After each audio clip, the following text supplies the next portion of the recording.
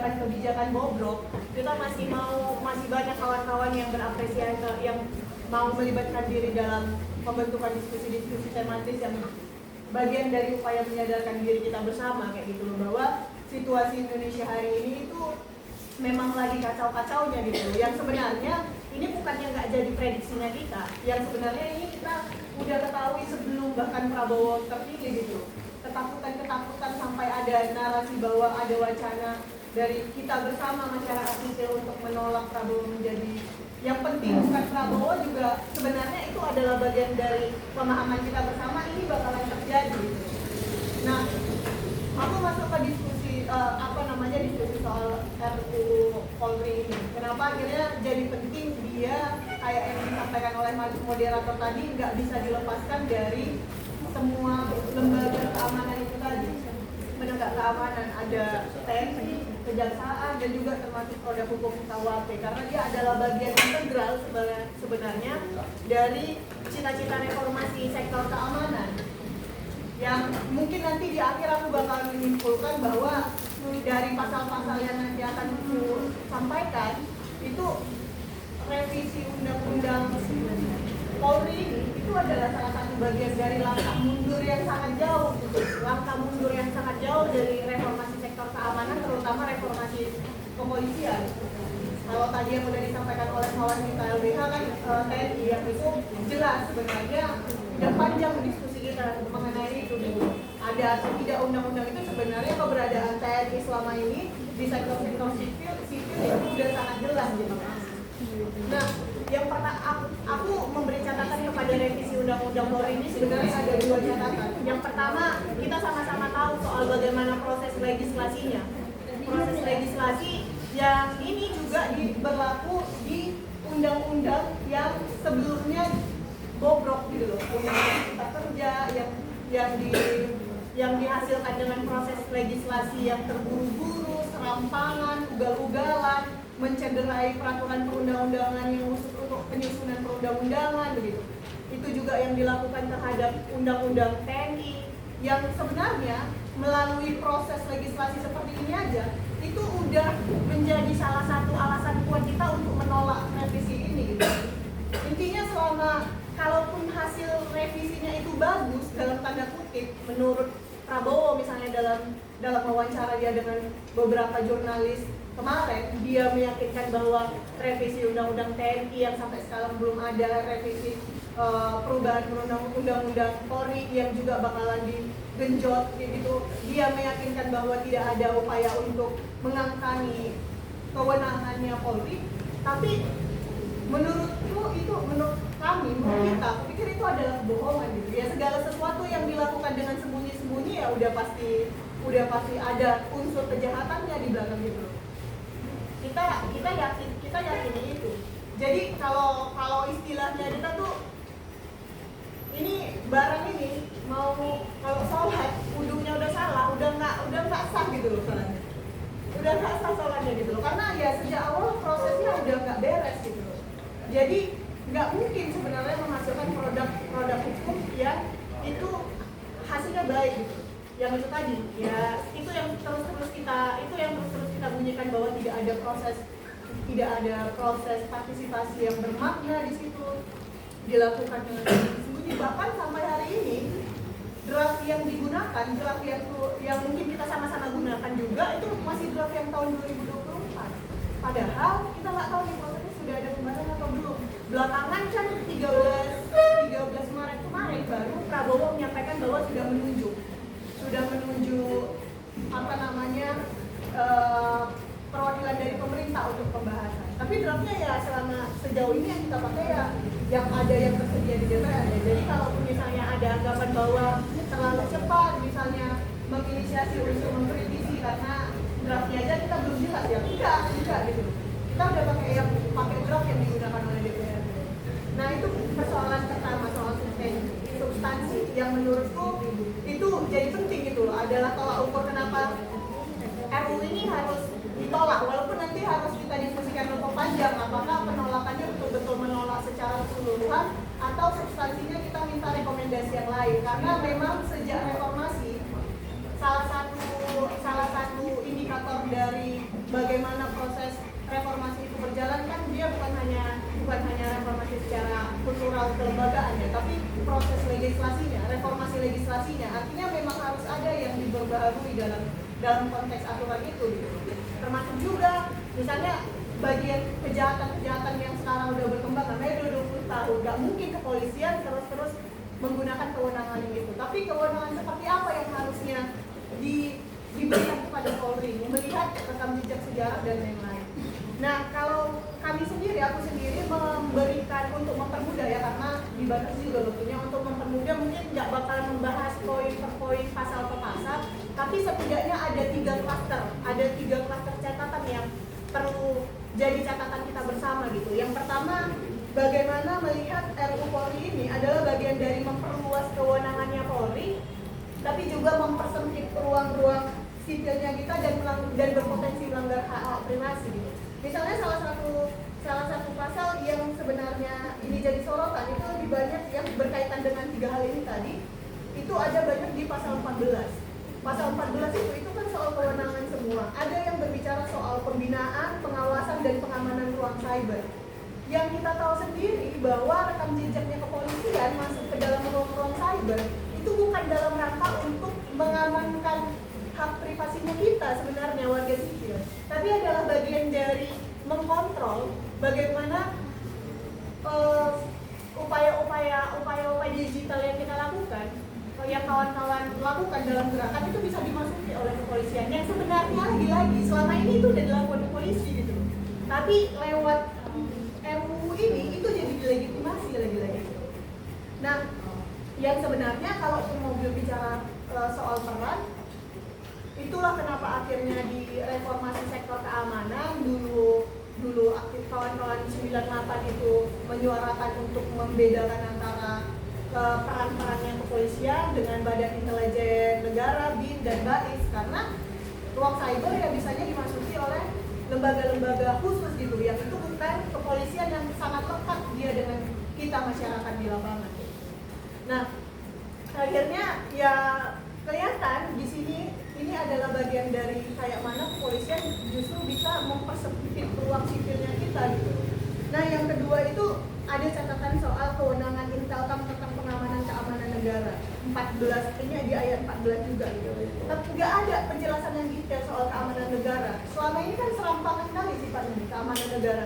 Ya kalau itu dianggap oleh kepolisian adalah bagian dari ancaman terhadap negara karena kayak yang kawan-kawan lakukan lah, pemboikotan dan yang lain itu dianggap sebagai sudah tidak amannya negara, kepolisian bisa melakukan segala tindakan gitu. Walaupun sebenarnya peraturan-peraturan internal itu ada terkait soal pengamanan ini yang lebih spesifik, tapi kita lihat sendiri kayak gimana selama ini kan kewenangan kepolisian dalam melakukan keamanan itu kan sebenarnya untuk menjaga alat kekuasaan yang ada sekarang gitu ya.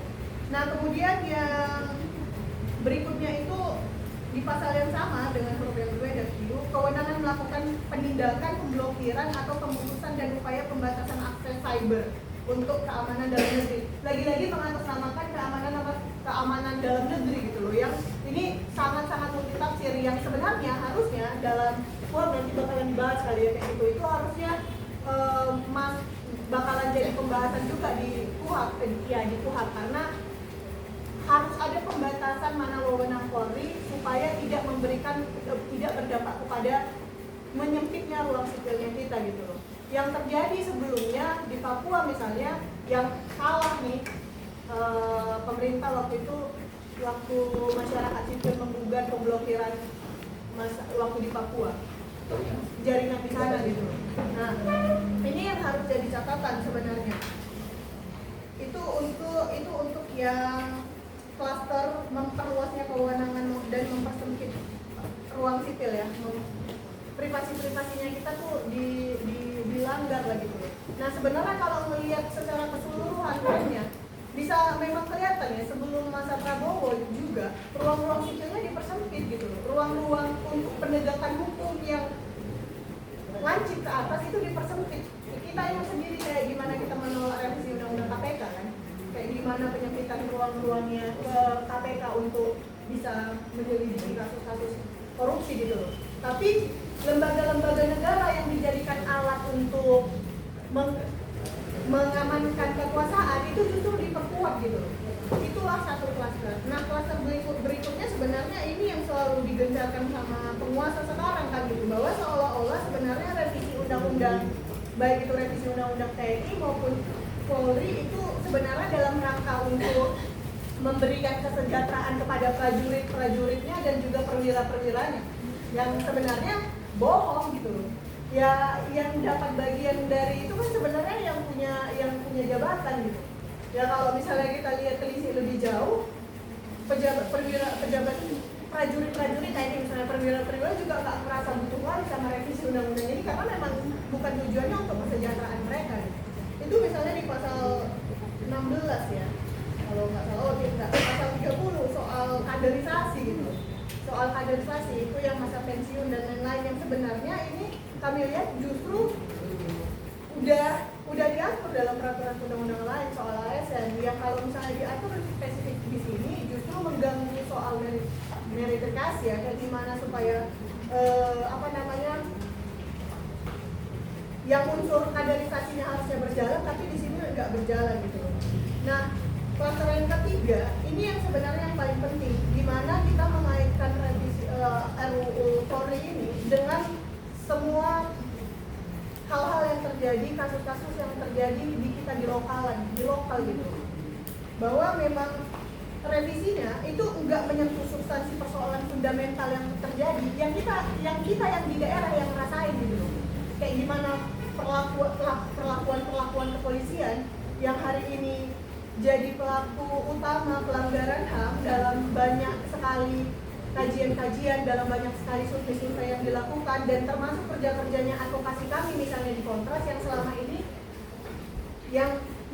ini ngerasain bagaimana proses unsur-unsur kekerasan yang terjadi di tubuh kepolisian itu nggak hilang gitu loh.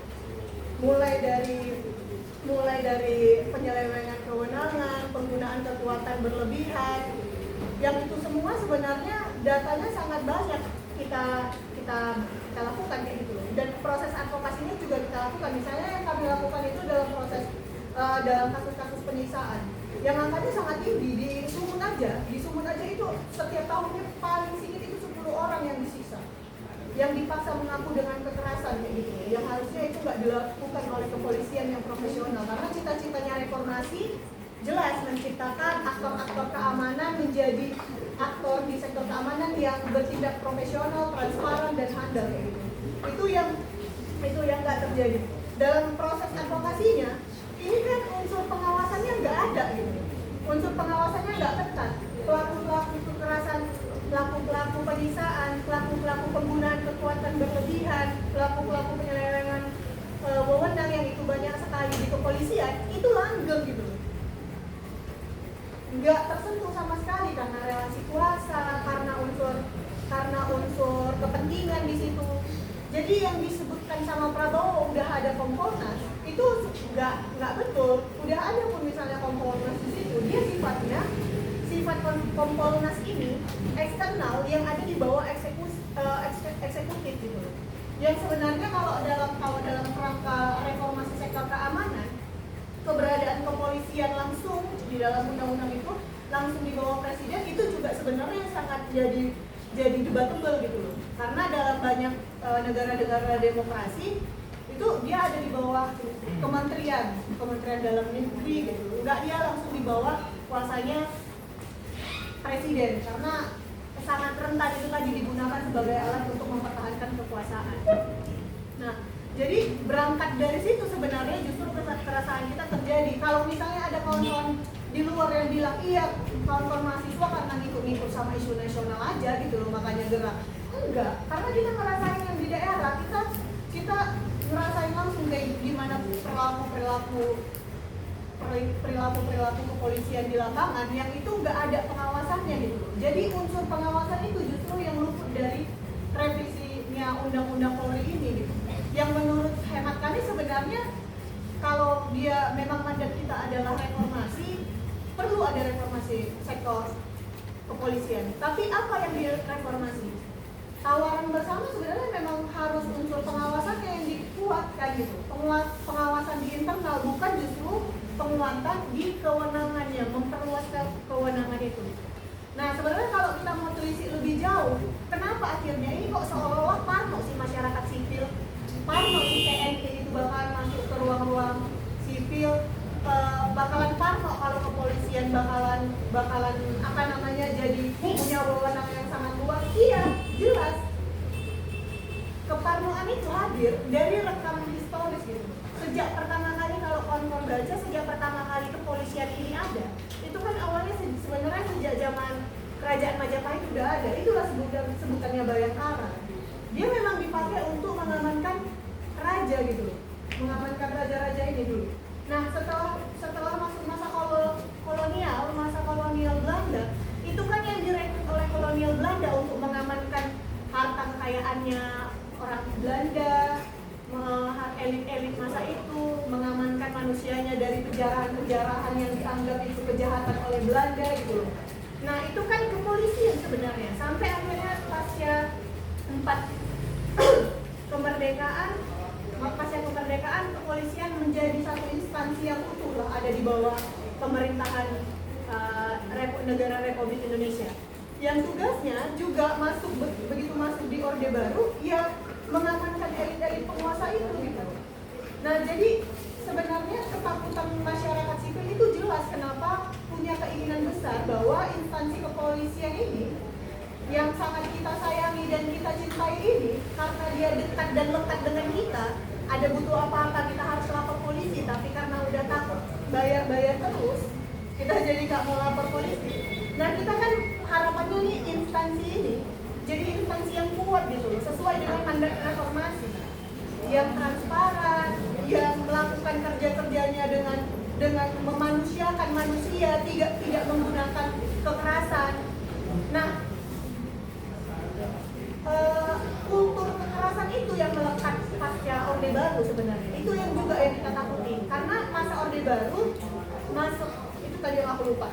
Karena masuk Polri ke dalam TNI, di bawah komandonya ABRI, semua bentuk pendidikan, kultur kerjanya itu adalah menggunakan cara-cara kekerasan. Nah itu yang sampai sekarang akhirnya melekat ke kepolisian.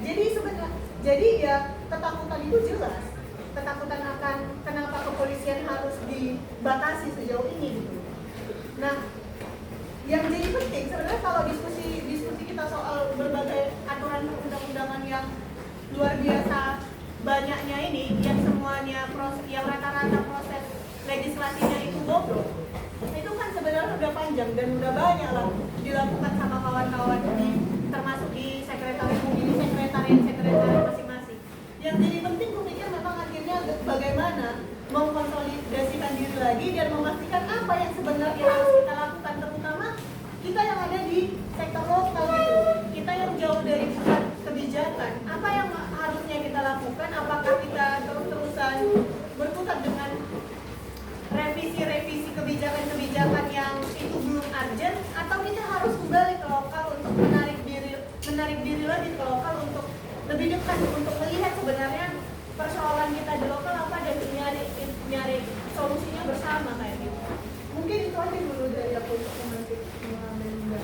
Terima kasih, selamat siang. Nah, ketika kita berbicara mengenai negara, itu tidak terlepas dari pertahanan dan keamanan. Tetapi instansi Polri itu tetap menjadi juara satu yang melakukan kekerasan kepada rakyat, yang melakukan kesewenang-wenangan terhadap masyarakat, penyalahgunaan senjata, bahkan tidak hanya senjata saja, juga ada penyalahgunaan kekuasaan. Mereka tidak selesai dalam tugas dan fungsinya sebagai kepolisian Republik Indonesia. Bahkan mereka juga tidak selesai dalam mekanisme administrasi dalam instansi ini. Nah, undang-undang yang terbit, undang-undang yang akan kita bahas ini seolah-olah mengembalikan potensi perluasan wewenang kepolisian ini yang tidak disertai penguatan kontrol dan pengawasan. Ketika kita berbicara mengenai kepolisian, berarti mereka adalah orang-orang yang terlibat dalam mengamankan rakyat dalam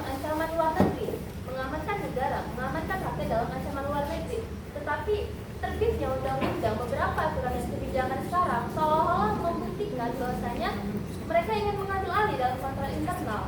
Nah, kontrol terhadap rakyat, kebebasan akan rakyat, apakah ini mengarah kepada pembungkaman negara kita dalam negara hukum?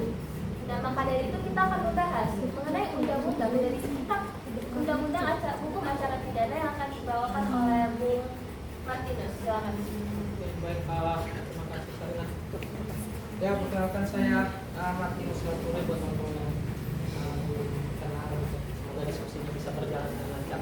Ini ya, bahwa ketika kita berbicara konteksnya rancangan undang-undang kitab hukum acara pidana, sebenarnya pertanyaan awalnya adalah apakah kita butuh atau enggak. Kalau dalam perspektif yang saya bangun sebenarnya kita butuh gitu. Butuh.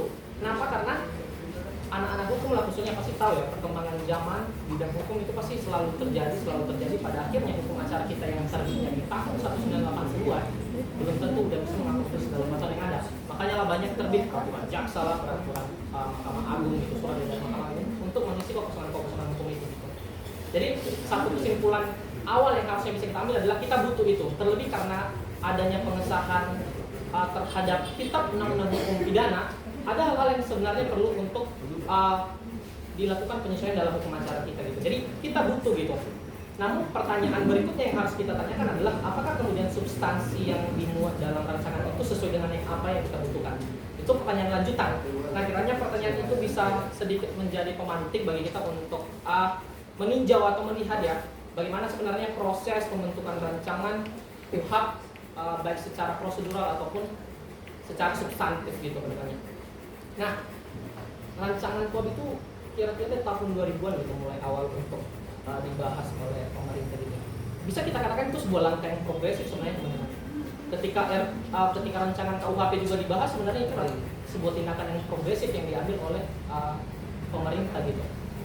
2000 dibahas kemudian barulah terbit naskah aslinya itu di tahun 2003 dan 2004. Tapi selalu ada jalan buntu ya.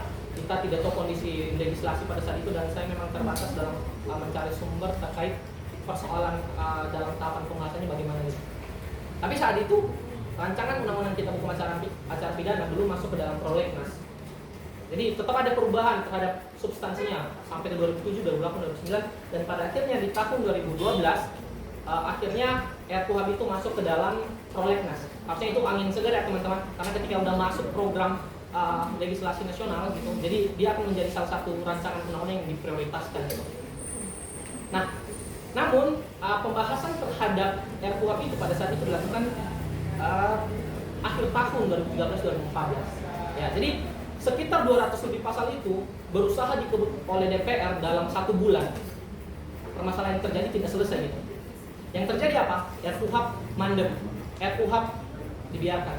Akhirnya sampai sekarang RKUHP itu belum pernah disahkan gitu. Yang lucunya teman-teman sebenarnya yang jadi satu keanehan bagi saya pribadi, tapi teman-teman bebas untuk melihat ini sebagai sebuah kebenaran atau enggak gitu. Karena menurut saya pribadi ada sebuah paradoks sebenarnya kawan-kawan. Ketika ada isu-isu besar gitu ya, aku mikirnya dulu mungkin DPR mikir gitu, kayaknya ini RKUHP ini bagus nih, nanti kita bangkitkan lagi aja gitu isunya kalau ada masalah kita gitu. Bukti konkretnya apa teman-teman? Ketika lagi panas-panasnya tentang undang-undang Ciptaker, tiba-tiba muncul isu-isu KUHP kan, dikejar pembahasannya.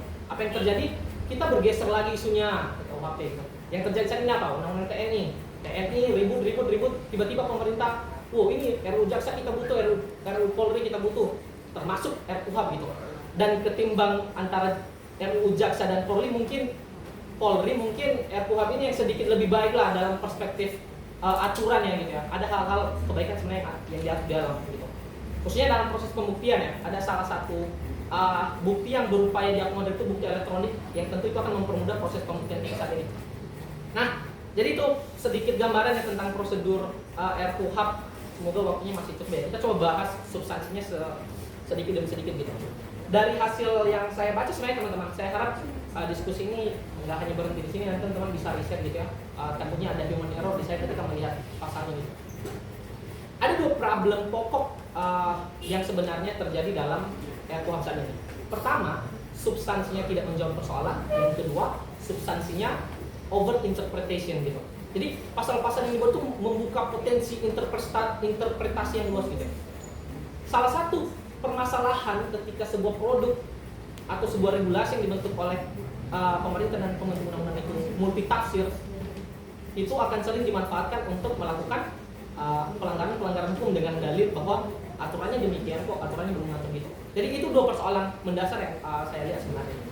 Terlebih lagi sebenarnya ketika saya tinjau ya, memang secara substansi, secara kuantitas lah, secara kuantitas rancangan KUHP yang draftnya itu 2025 jauh lebih banyak substansinya ketimbang rancangan KUHP yang di tahun 2012. Tapi problemnya kawan-kawan, ada hal-hal yang cukup baik sebenarnya yang dimuat di dalam draft 2012 itu dihilangkan di draft 2025. Nah, itu akan coba kita bahas. Jadi ada 3 yang sebenarnya harus kita pahami untuk melihat seberapa baik sih sebenarnya produk rancangan kitab undang-undang hukum acara kita. Pertama, kita harus paham hukum acara yang ada saat ini. Kedua, kita paham bagaimana sebenarnya produk awalnya itu di tahun 2012 ya, ketika masuk prolegnas. Dan yang ketiga, gimana sih yang sekarang baru muncul lagi tuh di tahun 2025, terkhusus ketika sedang marak-maraknya Indonesia gelap dan sebagainya gitu. Walaupun salah satu pimpinan kita nganggap itu sebagai sebuah omong kosong ya, itu perspektif yang bebas gitu ya. Tapi kita punya landasan untuk bisa sampai pada titik kesimpulan itu. Itu yang harus dipahami teman-teman. Oke, salah satu yang cukup krusial dalam catatan saya teman-teman, saya yakin ya pasti banyak yang mungkin tidak tercatat oleh saya, tapi menurut saya ini hal-hal yang krusial. Teman-teman pasti paham ya, salah satu permasalahan ketika kita berhadapan dengan sebuah permasalahan hukum ya, kita takut gitu melaporkan permasalahan hukum ke kepolisian gitu. Satu, entah itu kita takut diminta dibayar. Dua, kita takut ini direspon nggak ya gitu ya, ini bakal direspon gitu. Nah itu kan masalah sebenarnya teman-teman. Ketika pemerintah dan pembentuk undang-undang harusnya melakukan pembentukan atau proses terhadap revisi kitab undang-undang hukum acara kita, harusnya kan sadar sama masalah ini gitu ya. Harusnya sadar, oh ini masalah nih, harusnya dibuat tuh aturannya. Karena permasalahan yang ada saat ini, ketika misalnya kita mengajukan laporan tidak diindahkan, tidak direspon, ya nggak ada konsekuensinya bagi penyidik gitu, nggak ada yang bisa dilakukan. Nah, uniknya teman-teman, sebenarnya di tahun 2012 ada satu nomenklatur di pasal 12 ya, kalau saya tidak salah teman-teman, itu di pasal 12, nanti dicek ya draftnya 2012.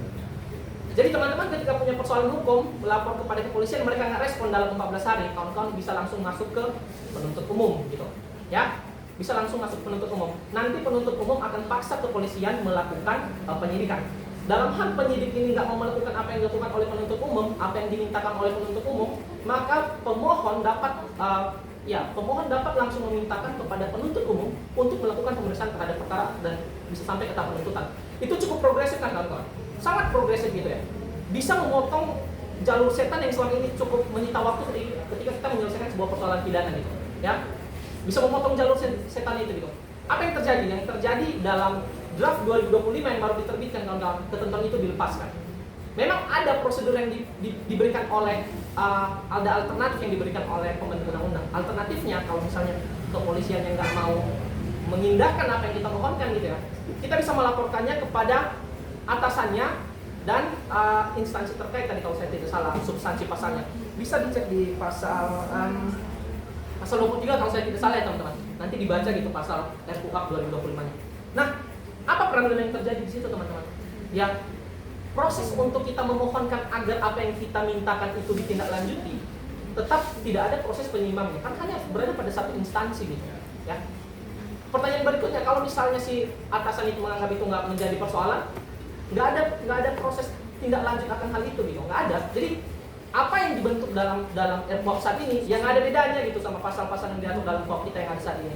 Cuma ya ditambah embel-embel kata-katanya gitu ya, membuat para pembaca aja bingung gitu. Sebenarnya substansinya sama-sama aja gitu. Itu problem mendasar ya kawan-kawan. Banyak kecuali-kecuali yang menurut saya bisa menipu. Bahkan jangankan masyarakat awam yang belajar hukum bisa tertipu dengan kecuali-kecuali pembentuk undang-undang saat ini. Ada satu contoh, tapi kita akan masuk ke pembahasan berikutnya. Ini yang paling menarik sebenarnya. Masalah pra-peradilan ya teman-teman. Jadi kalau misalnya kita paham pra-peradilan itu salah satu momentum bagi seorang tersangka itu bisa mengajukan lah ke pengadilan agar membuktikan bahwasanya ketika misalnya dia tahu penangkapan, penahanan, penghentian penyidikan dan penuntutan itu nggak sah, dia bisa melakukan permohonan itu ke pengadilan. Nah, pra peradilan ini bisa kita katakan mungkin 90% ya 90% jarang banget gitu bisa berhasil pra peradilan, jarang banget ya. Karena apa teman-teman? Pola pikir yang kita bangun dalam melihat pra peradilan saat ini hanya melihat pra peradilan itu sebagai sebuah prosedural ya. Sidang pemeriksaan pra peradilan pada akhirnya pun hanya untuk membuktikan apakah pra peradilan itu secara formil betul gitu. Kebenaran secara material itu tidak mau diuji lebih dalam. Itu persoalan yang terjadi saat ini, kawan-kawan. Nah, apakah masalah ini diketahui oleh pembentuk undang-undang? Saya rasa iya gitu. Pembentuk undang-undang kita ya tidak mungkin berada dalam level itu kalau misalnya hal-hal sekecil ini nggak paham kan. Pastinya paham, dan apalagi mereka punya ahli di bidang itu gitu. Permasalahannya kawan-kawan itu tidak diselesaikan dalam permasalahan saat ini. Pola pikir bahwa pra peradilan itu hanya sebatas formil dalam proses pembuktiannya tetap kita pertahankan ya. Mari kita coba ulas deh kenapa sebenarnya itu bisa kita katakan masih tetap dipertahankan. Yang pertama ya kawan-kawan, di Edward yang sekarang itu di pasal 149 dia buat pasal kayak ini yang saya katakan tadi jebakan Batman lah ini ibaratnya gitu ya. Dia bilang bahwasanya objek pra peradilan itu adalah seluruh upaya paksa. Ya, teman-teman kalau nanti ada yang masih bingung upaya paksa apa, dibuka rancangan kuapnya. Upaya paksa itu ya kayak penangkapan, penahanan, penetapan sangka dan sebagainya, banyak juga. Penggeledahan juga. Oke, walaupun dulu di KUHP sebenarnya upaya paksa itu bukan upaya paksa ya. Pra peradilan terbatas ya, tapi dalam proses RKUHP saat ini ada sedikit perluasan. Cuma perluasan ini kalau kita hanya membaca sebatas pasalnya kawan-kawan, ini saya sebenarnya hampir tertipu gitu ya. Jadi saya baca pasalnya, oh seluruh upaya paksa, oh bagus juga gitu ya. Jadi dulu kan sebenarnya karena hanya terbatas yang bisa kita uji ke pra peradilan itu hanya penangkapan, penahanan, penghentikan penyidikan dan kemudian penuntutan. Terus kita memohon ganti rugi dan juga rehabilitasi. Terbatas kan sebenarnya apa yang kita bisa mohonkan pra peradilan. Rupanya ada perluasan di saat ini. Ketika kau digeledah secara sembarangan, ketika kau dilakukan penyadapan secara sembarangan, kau bisa melakukan pra peradilan. Oh progresif dong ini. Ini mungkin salah satu apa ya? Mind blowing itu. Pintar juga nih pembentuk undang-undang. Rupanya teman-teman, kalau dibaca penjelasannya tuh ya, dia memberikan pengecualian sebenarnya. Pengecualian ini yang menurut saya ada dua hal persoalannya. Satu, bertentangan dengan prosedur pembentukan peraturan perundang-undangan yang diatur dalam Undang-Undang 12 tahun 2011. Ini hasil analisis saya, teman-teman bisa diterima bisa enggak, bisa kita perdebatkan juga di konteks yang berbeda, tapi yang saya analisis seenggaknya itu bertentangan dengan Undang-Undang 12 tahun 2011. Yang kedua bertentangan dengan putusan Mahkamah Konstitusi gitu. Penjelasan itu memberikan batasan bahwa upaya paksa yang menjadi objek pra peradilan haruslah upaya paksa yang belum disetujui oleh pengadilan ketua pengadilan negeri gitu. Jadi seluruh upaya paksa misalnya ketika ada upaya penggeledahan kemudian udah dapat surat izin dari pengadilan itu udah bisa langsung dilakukan. Ini yang saya maksud ya kawan-kawan, bahwa upaya-upaya paksa yang ada dalam pola pikir penegakan hukum kita saat ini hanya sebatas formil gitu. Kenapa bisa kita simpulkan begitu? Bayangkan seberapa signifikan sebenarnya ketika udah diberikan izin sama pengadilan bahwa itu sudah adil, sudah sah gitu. Seberapa besar? Kita perlu check and balance kawan-kawan. Harus ada proses penyimbang untuk keputusan-keputusan yang dibuat oleh pengadilan gitu. Bahkan yang baru ya kawan-kawan ya, hakim yang memimpin kasusnya yang dulu Mutia ya, yang kasus ke Pak Luhut gitu. Ini hakimnya sekarang kan tersangka gitu ya. Nah jadi itu bukti-bukti bahwa memang kita belum sampai di level hakim-hakim kita itu bebas gitu. Hakim-hakim kita tidak bisa diintervensi, kita belum sampai di level itu. Nah makanya kita perlu sebenarnya intervensi. Persoalannya teman-teman, putusan MP itu pernah mengeluarkan perluasan terhadap objek dari pra peradilan gitu. Karena KUHP membatasi tadi yang saya katakan hanya penangkapan, penahanan, penghentian penyidikan dan juga penuntutan. Dulu kayak penyitaan, penggeledahan itu nggak masuk objek pra peradilan. MK melakukan putusan progresif di tahun 2014 termasuk itu sebagai objek pra peradilan. MK itu nggak bilang bahwasanya kalau itu udah dilakukan berdasarkan izin dari pengadilan negeri, maka dia nggak bisa lagi dilakukan oleh dia nggak bisa lagi menjadi objek pra peradilan. Kenapa teman-teman? Karena MK pasti paham gitu, sekalipun itu keluar dari izinnya pengadilan negeri, tetap harus butuh proses check and balance untuk melihat apakah putusan itu betul gitu. Ya, itu yang perlu.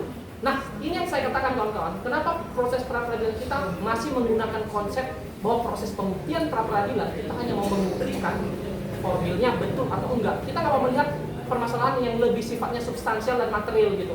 Ya, jadi undang-undangnya bilang kalau misalnya mau melakukan penahanan harus ada surat izin, ya udah. Kalau udah ada surat izin, ya udah selesai gitu.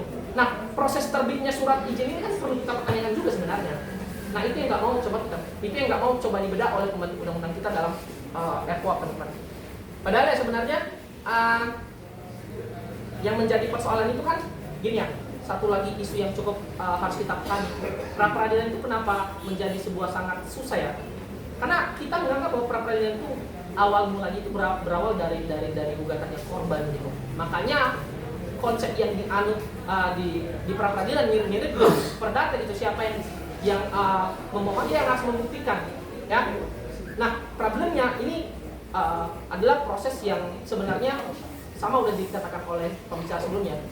Melihat bukti-bukti kalau misalnya terjadi pelanggaran itu, emang kita bisa dengan gampangnya mengakses itu? Enggak, pastinya orang-orang di dalam internal penegak hukumnya yang jauh lebih bisa untuk mengakses informasi seperti itu.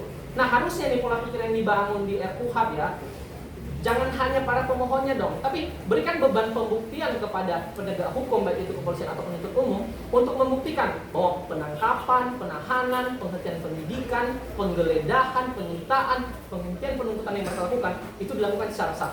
Beban pembuktian itu benar-benar secara serta-merta kita dibebankan pola pikir yang ada saat ini ya kawan-kawan, benar-benar dibebankan kepada pemohonnya gitu.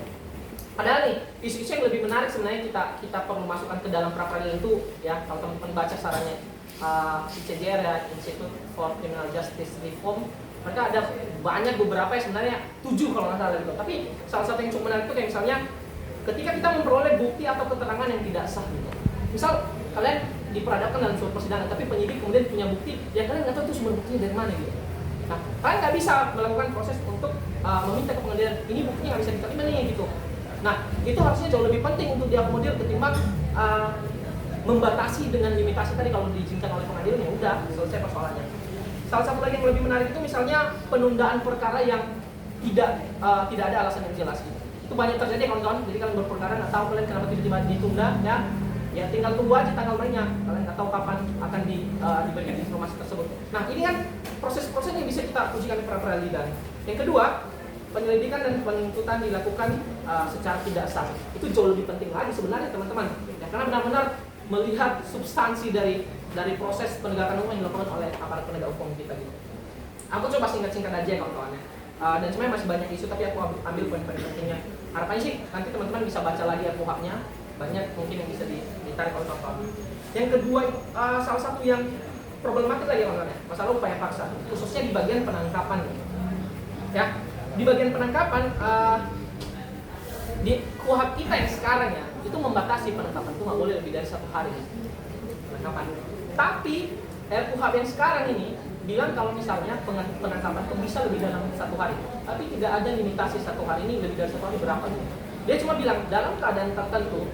Kita harus melihat lagi tuh apa nih keadaan tertentu yang masuk ke undang-undang kan? Oh, keadaan tertentu itu ya keadaan mendesak.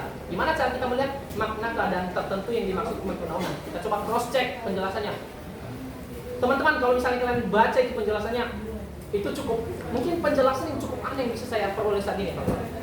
Jadi mereka mendefinisikan keadaan mendesak itu, keadaan tertentu itu dengan menggunakan frasa misalnya di awal, teman-teman. Misalnya ketika jarak rumah, ya pelaku dengan institusi kepolisian itu jauh.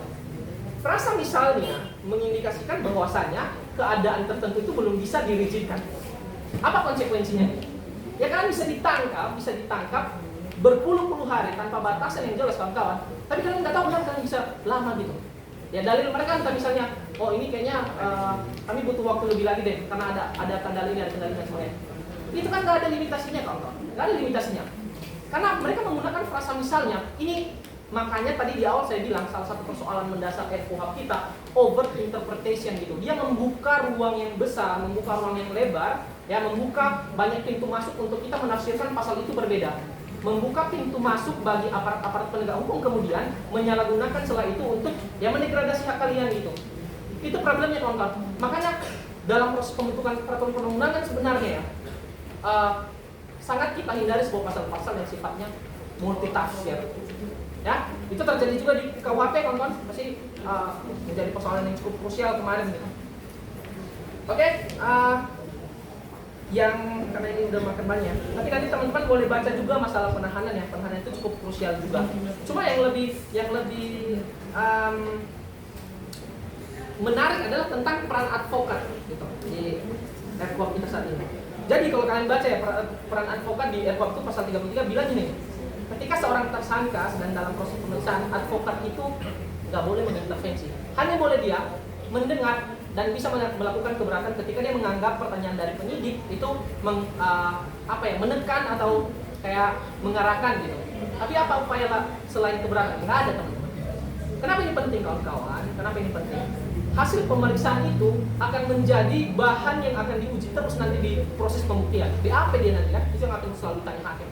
Jangankan di tingkat pertama gitu, bahkan sampai ke banding dan kasasi bisa jadi itu menjadi tolak ukur. Nah, ketika proses di tahap pertama dan tahap yang cukup bisa kita katakan tahap awal itu aja udah sedikit problematik, di mana tahap akhirnya kita bisa memprediksi pasti akan semakin banyak selain bisa dimanfaatkan gitu ya kawan-kawan. Itu yang pertama. Yang kedua nih, advokat itu lagi nih di pasal 142 dilarang memberikan pendapat di luar persidangan terkait dengan keadaan atau persoalan yang dialami oleh kliennya gitu. Dibaca teman-teman. Menurut kalian dengan pasal kayak ini, misal advokat nih ya udah selesai sidang, ya, jadi wawancara itu kan sering kayak gitu kan. Jadi gimana sebenarnya kondisi dari klien bla bla bla gitu. Ini kan gak ada limitasi yang jelas kawan-kawan. Saya baca di dalam penjelasannya cukup jelas makna pasalnya. Nah, sekarang kondisi klien yang dimaksud itu sejauh apa gitu yang tidak bisa kita sampaikan, yang tidak bisa disampaikan oleh advokat gitu. Itu kan persoalan-persoalan kawan-kawan, multi tafsir pasal-pasalnya. Ini menjadi hal-hal yang sebenarnya kita harus peka terhadap peraturan-peraturan yang dibuat di dalam RKUHP. Yang paling krusial adalah ketika berbicara mengenai bantuan hukum. Masih banyak yang mungkin LBH salah satu tujuan awalnya itu memberikan bantuan hukum gitu untuk masyarakat yang kurang mampu mengakses bantuan hukum. LBH hadir. Tapi gini kawan-kawan, di pasal ini 146 ya, nanti bisa dicek. RKUHP itu membenarkan ketika seorang tersangka menolak untuk menerima bantuan hukum. Logika sederhananya, ada nggak sih tersangka yang mau dia gitu menolak bantuan hukum? Dia udah nggak bisa menyiapkan pengacara nih ya. Ada mekanisme bantuan hukum dia nggak mau gitu. Ada nggak sih potensi kayak gitu? Enggak kan? Jarang gitu, minim banget gitu. Ya, bahkan dikasih pengacara yang ditunjuk pemerintah yang memang tujuannya untuk mengalahkan dia ya, karena nggak ada opsi lain, udahlah daripada nol, seenggaknya ada satu harapan dengan ada pengacara yang lebih paham, ada advokat yang lebih paham tentang isu hukum gitu. Dia pasti mau kan. Nah, problemnya saat ini kalau kalian baca risetnya CJR, pasal kan ini belum diatur dalam RKUHP ya. Ini sering digunakan oleh aparat penegak hukum ya untuk menghentikan perkara gitu ya. Bukan untuk menghentikan perkara, tapi untuk memudahkan proses pembuktian mereka, karena tersangkanya kan nggak ada kuasa hukumnya tuh. Ya udah, dengan leluasa lah para penegak hukum ini. Biasanya mereka disiksa, yang kedua diiming-iming dengan proses penyelesaian perkara yang cepat. Itu salah satu hasil riset dari CJR, kawan-kawan bisa dibaca nanti. Nah, masalahnya pembentuk undang-undang kita mau melanggengkan hal yang demikian gitu. Ya, jadi dia bilang kalau misalnya itu diperkenankan sepanjang memang tersangka menginginkan itu gitu. Problemnya lagi kawan-kawan, yang menjadi persoalan yang perlu kita pertanyakan sebenarnya, kenapa dari dulu kita nggak mengatur sanksi sih sebenarnya ketika atau apa sih konsekuensi logis ketika misalnya seorang tersangka itu nggak memperoleh bantuan hukum? Sebenarnya kalau kita baca sejarahnya, lupa putusannya di nomor berapa, yang penting putusan tahun 1991 dibaca nanti kawan, kemudian juga putusan 1998. MA itu membuat sebuah putusan yang cukup progresif kawan. Jadi MA bilang nih, kalau misalnya permintaan salah satunya itu permintaan untuk mendapatkan bantuan hukum itu nggak terpenuhi, maka tuntutan dari penuntut umum harus dianggap batal. Bayangin, itu progresif banget sebenarnya. Problemnya adalah di tahun 2012 muncul putusan baru yang bilang sekalipun permintaan salah satunya mendapatkan bantuan hukum nggak tercapai, tuntutan dari penuntut umum nggak bisa dibatalin, tetap jalan. Nah, problemnya kawan-kawan ketika menjadi seorang pembentuk undang-undang yang bijaksana sebenarnya, dia harus melihat persoalan ini menciptakan dualisme hukum nih pada akhirnya kan. Dua-duanya sama-sama jurisprudensi, ya. Cuma kita sebagai orang hukum pasti selalu berkutat dengan asas-asas gitu. Oh, aturan terbaru mengesampingkan aturan terlama. Mungkin bisa kali nih, kalau misalnya aturan ya atau putusan terbaru ini bisa jadi acuan kita ketimbang yang lama gitu. Kan bisa jadi ada perdebatan-perdebatan di asas seperti itu. Pertanyaannya, kenapa pembentuk undang-undang kemudian tidak mau menengahi jalan itu? Misalnya dengan mengatur itu di KUHP gitu, ya. Sayangnya nggak ada hal-hal itu dilakukan. Nanti juga yang menurut saya pribadi penting untuk kawan-kawan baca adalah proses pembuktian kita ya. Kita melihat bukti itu hanya sebagai kuantitas ya kawan-kawan. Nanti boleh dicek karena saya sudah memakan banyak waktu ya. Kita hanya melihat bukti itu sebagai kuantitas. Kalau dia minimal 2 udah oke, boleh lakukan penuntutannya.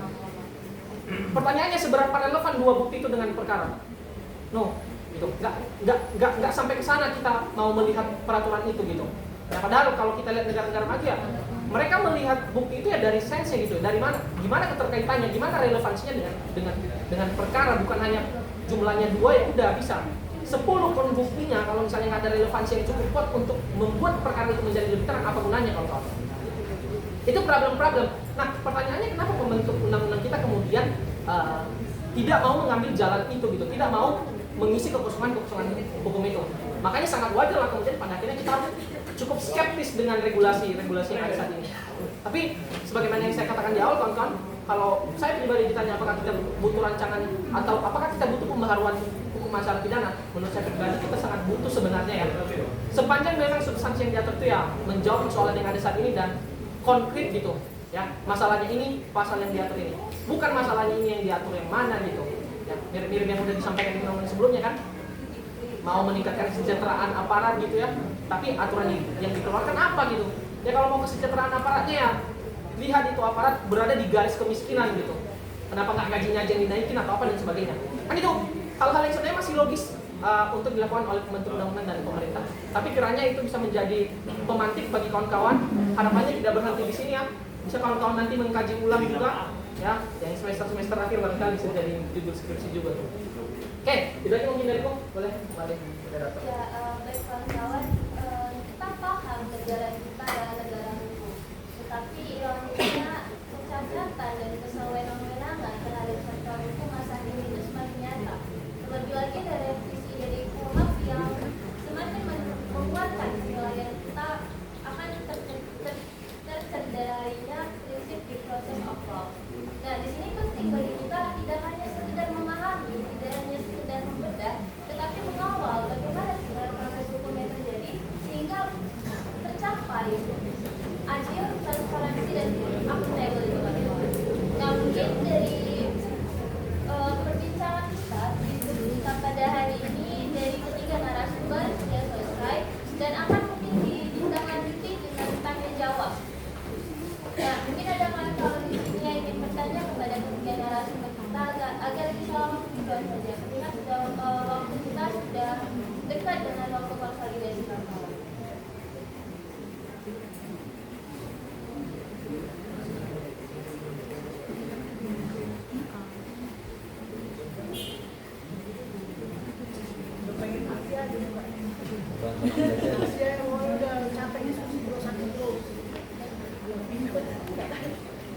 Baik kawan-kawan, ada yang ingin bertanya? Atau kawan udah geram nih pengen konsolidasi lalu aksi aja nih ya?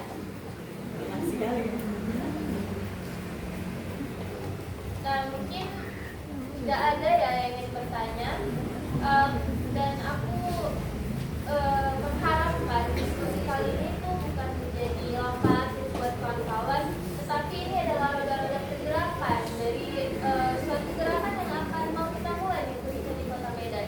Nah, jadi kawan-kawan juga jangan pernah lelah, jangan pernah merasa tertekan ketika ingin mempertanyakan atau menentang suatu kebijakan yang memang menjadi kesadaran kita.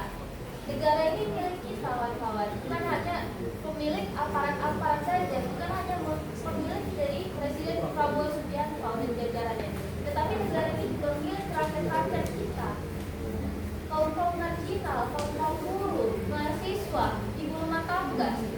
Nah, maka dari itu rasanya salah ketika kita tahu, ketika kita paham, ketika kita tidak mau bergerak. Bahkan bacaan buku dan diskusi saja rasanya belum cukup kawan-kawan ketika pergerakan itu tidak ada. Nah, maka sebentar lagi di jam akan dilaksanakan ya konsolidasi untuk aksi-aksi yang akan kita jalankan agar roda-roda pergerakan semakin panas. Nah mungkin aku ingin berterima kasih juga kepada ketiga narasumber yang sudah berhadir dan sedia lah untuk memberikan sudut pandang mereka terhadap diskusi kita kali ini, dan juga aku berterima kasih kepada kawan-kawan yang sudah senantiasa berhadir dan juga ada yang berdiri ya kawan-kawan. Nah mungkin diskusi kali ini aku tutup. Semoga aksi-aksi kecil dalam kawan-kawan tidak pernah ada. Ini udah kesimpulan ya? Mungkin sebelum itu diskusinya, mungkin kan ini kan diskusi interaktif gitu, jadi kan bukan hanya soal siapa yang bertanya gitu, tapi mungkin siapa yang ingin mungkin membagikan pendapatnya atau mungkin mengelaborasi apa yang disampaikan oleh pemateri, mungkin bisa diberikan ruang mungkin kepada moderator. Saya kembalikan Langsung moderator. aja lah, Greg. Nah, yang lupa juga nih kawan-kawan, tidak hanya pertanyaan saja, bahkan saran kritikan dan masukan bisa diperbolehkan di ruang diskusi. Oke, untuk kawan-kawan. Oke, jadi terima kasih untuk moderator yang sudah cukup sangat sistematis memimpin diskusi kita kali ini. Kenalin kawan-kawan, aku Deona. Sekarang lagi pengangguran, cadangan kerja yang lagi menganggur. Jadi pertama aku mengapresiasi untuk diskusi seperti ini, meskipun udah cukup lama setelah lulus kuliah, tapi kupikir ruang forum diskusi kita hari ini cukup bagus lah untuk aku kembali lagi dengan isu-isu yang terbaru sekarang untuk update lagi, apalagi belajar dari teman-teman mahasiswa yang cukup dekat bahkan menteorisasikan situasi-situasi hari ini di kampus gitu. Nah, jadi aku tidak cukup malu ya untuk belajar dari kawan-kawan mahasiswa yang lebih muda.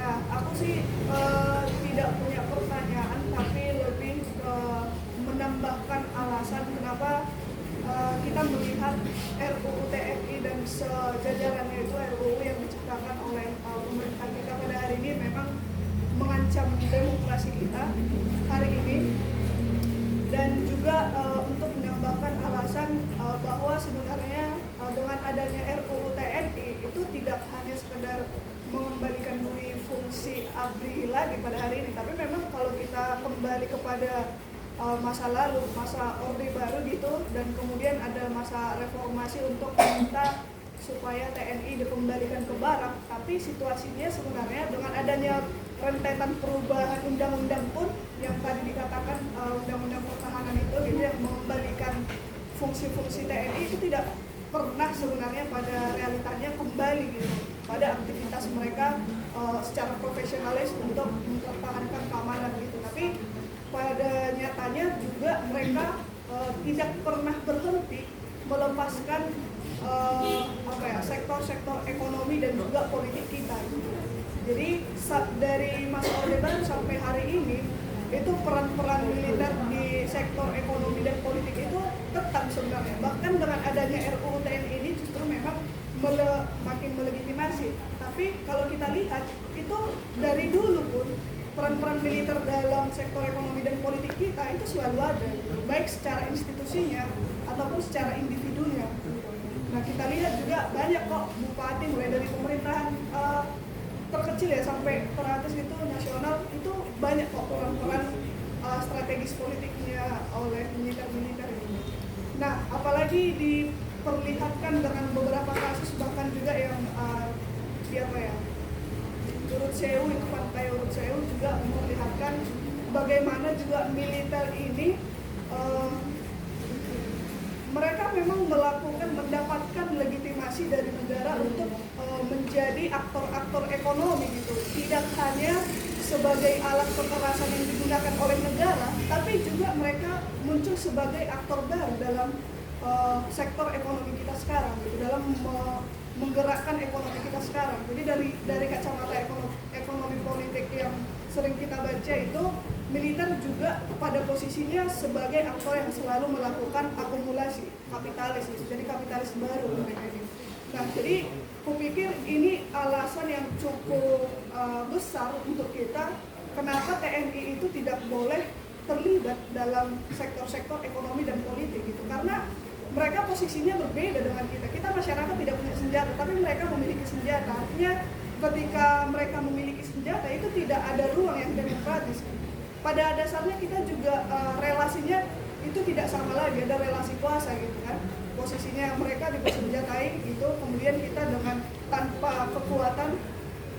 Nah, artinya kita tidak bisa mendapatkan ruang demokrasi ketika militer ini masih diberikan ruang yang seluas-luasnya oleh negara untuk bekerja di sektor-sektor ekonomi dan sektor politik gitu. Apalagi dengan di Medan ini kan salah satu kota, nggak hanya Medan sih sebenarnya, secara umum Sumut lah gitu.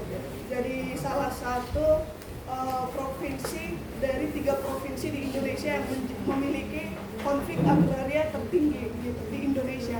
Jadi Sumut itu salah satu provinsi yang paling tinggi lah konflik agrarianya gitu. Jadi dari konflik agraria ini pun bisa kita lihat bahwa itu tidak terlepas dari peran-peran militer gitu, dari peran-peran polisi juga sebagai pihak yang mengamankan kepentingan negara dan juga kepentingan korporasi-korporasi gitu. Nah, kupikir itu aku sebagai orang yang lahir di Sumatera Utara punya kepentingan yang jelas untuk melawan TNI supaya tidak terlibat dalam sektor-sektor ekonomi politik, dan mereka harus kembali ke barat gitu. Yang secara ini ya, secara realitanya gitu, bukan hanya undang-undang aja gitu. Kupikir itu aja sih untuk kita diskusikan. Jadi kawan-kawan ada lagi yang menambahkan? Ya, selamat sore kawan-kawan semua. Saya Ferdonaldo, saya mahasiswa ilmu komunikasi dari Hermawata, dari Sudarso, kampusnya kecil. Aku menyikapi soal tentang RUU TNI aja sebetulnya. Ya, main objeknya tuh RUU TNI itu aja. Kan ada 3 yang aku perhatikan adalah ada pola mengesahkan RUU TNI itu sangat cepat ya, rapat RDP-nya di hotel, tidak di Senayan gitu ya. Terus hasil dari diskusi Prabowo dengan 6 Pemret, Prabowo bilang bahwa ada namanya kerja kontinen atau apa gitu, jadi memang harus dipaksa harus kerja keras gitu. Tapi lagi-lagi Pak Najwa itu minta mana draftnya. Tapi Prabowo serta-merta pemerintah itu selalu di DPR. Kalau ingat ya, maksudnya coba korek ya kalau pada saat. Kemudian Prabowo bilang dia belum memegang draft aslinya.